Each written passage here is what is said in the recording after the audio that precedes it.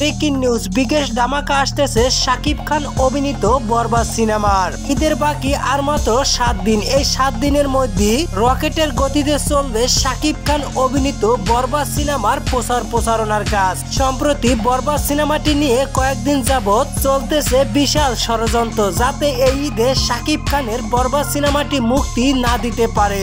এখন সরাসরি হাইকোর্ট থেকে সিনেমাটির মুক্তির অনুমতি পেয়েছে প্রযোজনা প্রতিষ্ঠান। আজকে সেন্সর বোর্ডে শাকিব খানের বরবাদ সিনেমাটি জমা পড়েছে।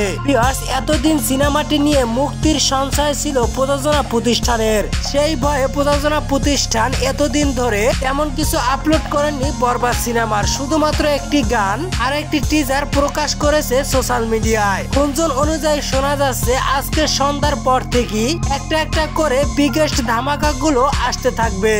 সাকিবিয়ান তথা সাকিব ভক্তরা সবাই রেডি তো?